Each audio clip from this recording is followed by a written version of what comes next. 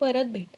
बप्तिस्म्याच्या वेळेस आम्ही राहुरीला चाललो तेव्हा स्टेशनवर जाताना आमच्या टांग्यामागे दुरून एक गडी पळत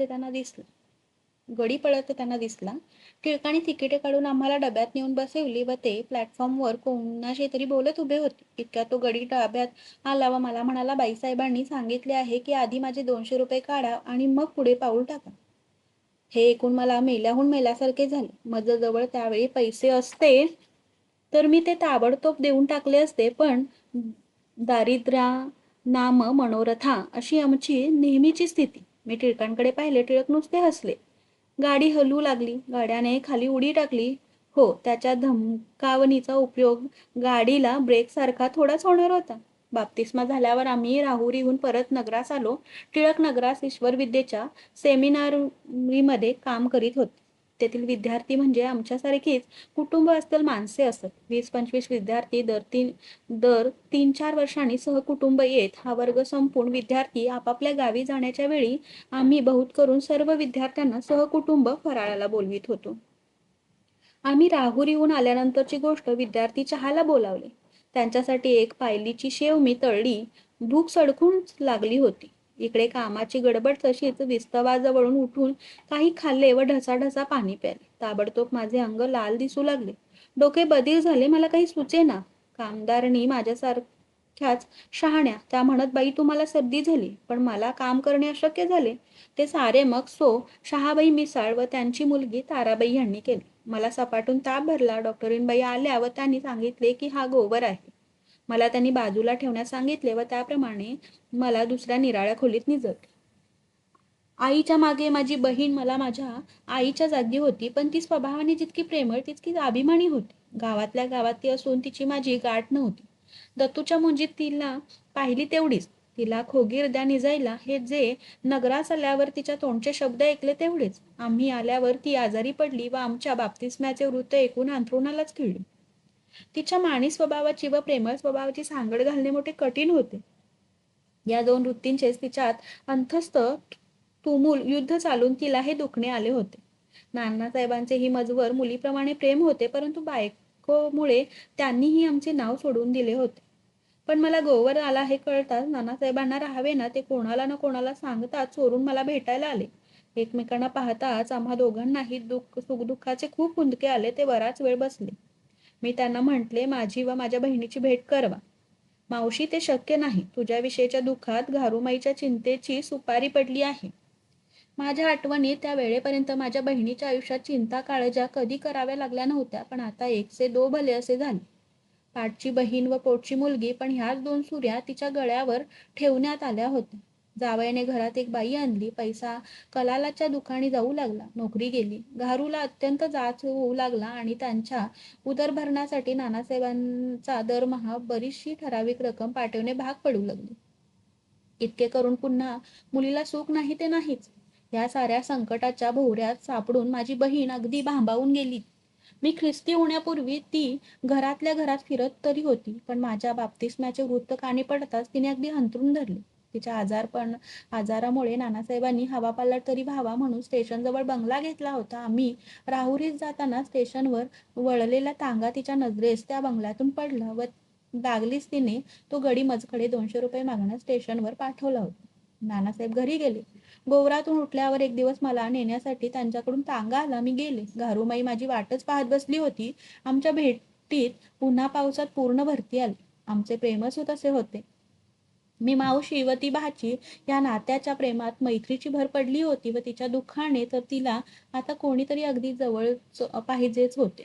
माझ्या वाचून पोटातले बोलण्यास तिला दुसरे कोणी नव्हते, पण हसण्या वाचून व रडण्या वाचून त्या दिवशी आम्हाला दुसरे काहीच करता येईल. अशा स्थितीत पुष्कळ वेळ गेल्यावर ती आतल्या खोलीत आपल्या आईकडे गेली व मी आल्याचे तिने तिला सांगितले. मी आल्याचे कळताच भिकूताईने भिंतीकडे तोंड फिरवले. घारुमाईने तिची फार मनधरणी केली, पण ती काही बोलेना. ती निजली होती त्या माडीवर दुसऱ्या दालनात. घारूने मला नेले. मी तेथून डोकावून पाहिले. मी काय पाहत होते? नानासाहेबांनी सांगितले ते खरेच होते. तिचे उद्याचे मरण तू आजला ओढवून घेशील. त्यांचे हे शब्द मला सारखे भेडसावू लागले. मी पाऊल न वाजवता तिच्याजवळ गेले व हळूच तिच्याकडे डोकावून पाहू लागले. घारू तिला म्हणाली, मावशी आली आहे. पण तिने तोंड वळवले नाही. नुसते जाताना एवढे म्हणाली, त्या महारणीच्या पदरात टाका काहीतरी. ते दिवाळीचे दिवस होते आणि आईने सांगण्याच्या आधी पाटीवर फटाके व बरेचसे फराळाचे माझ्याबरोबर देण्यासाठी घारुणे काढून ठेवले होते. तिने परात भरून हे सारे माझ्या ओटीत टाकले. मायेला लाज नसते. तिने 200 रुपये मागण्यासाठी स्टेशनवर गडी पाठवला होता. तिनेच महारणीला वाढायचा हुकूम केला होता. आता दर सणास वाराला वाढून येऊ लागले व मी जवळजवळ दररोज भिकुताईकडे जाऊ लागले. दत्तूही माझ्याबरोबर येत असे. हौशीही कधी कधी येई. एक दिवस दत्तू एकटाच तिच्या खोलीत होता. तिने आमच्यावरील प्रेम उडाले असल्याचे दाखवण्याचे आटोकाट प्रयत्न केले, तरी शेवटी खरे ते त्यावेळी बाहेर आले. त्याला एकट्याला पाहून ती म्हणाली, ये बाळ माझ्या जवळ. तो जवळ गेला. आणखीन जवळ ये. तिने आपले पांघरून वर केले व म्हटले, ये माझ्या पोटाशी चिटकून निज. पण मावशी, तुला माझा विटाळ होईल. येऊ दे झाला तर, असे म्हणून तिने त्याला आपल्या पोटाशी घट्ट धरले. मी मधल्या दारातून हे पाहत होते. आम्ही दोघीही ढसाढसा रडलो, पण तिने मला पाहिले नाही. दत्तू, तू आणि हौशी मला रोज भेटायला येत जा. तुझी आई नाही आली तरी चालेल. येऊ बरं मावशी. आणि त्यानंतर ही दोघे रोज तिला भेटायला जाऊ लागली. पुढे पुढे मीही तिच्या डोळ्यापुढे खपू लागले. आणखीन काही दिवसांनी तर मी आले नाही म्हणजे तिचा जीव कासावीस होई. पडल्या पडल्या मनी केव्हा येईल म्हणून खिडकीतून ती सारखी बाहेर पाहत राही. मी आता कधी कधी रात्रंदिवस सुद्धा तिच्याकडे राहू लागले. टिळक ही रोज येऊन तिला भेटत. ज्या बहिणीला खोगीर देण्यास तिने सांगितले होते, त्याच बहिणीला आता कोणी नुसते जाजम निजायला दिले तर ते तिला खपेनासे झाले. ती म्हणे, ती का वाटेवरची चोर आहे? तिला चांगला बिछाणा द्या निजायला. माझ्याविषयी कोणी काही बोलले तर तिला फार वाईट वाटे. ती त्यांची चांगली खरमरीत हजेरी घेई. एक बाई एक दिवस म्हणाली, इतके करून शेवटी बहीण निघून गेली ना? तिने चटकन तिला गप्प केली. निघून गेली म्हणजे कोणाचा हात धरून गेली का काय माझी बहीण? बेबीला मी तिच्याकडे घेऊन जात असे. तिचेही ती कौतुक करी. एक दिवस तिला तिथे ते उचलून घेतले. किती ग जड आहे तुझी पोरगी. मला उचलत नाही. पण खरी गोष्ट म्हणजे तीच फार क्षीण झाली होती. तिला पोरीला उचलून घेणे तिच्या शक्तीबाहेरचे काम होते. माझ्याबद्दल पुढे पुढे तिच्या मनात काही किलमिश राहिले नाही. ती म्हणे, फार उत्तम झाले तू गेलीस. आता माझी एक मोठी काळजी दूर झाली. टिळक आता पहिल्यासारखे अस्थिर राहिले नव्हते. तेव्हा तिला आमच्या नव्या संसाराकडे पाहून आनंद होई. माझ्याबद्दल मनात आता काही राहिले नाही.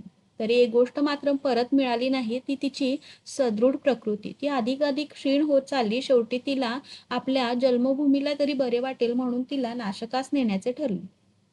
मी स्टेशनवर तिला पोहोचवायला गेले होते, तेव्हाही तिने थेच उद्गार काढले की, म्हणे, फार चांगले केलेस तू आपल्या नवऱ्याकडे गेलीस.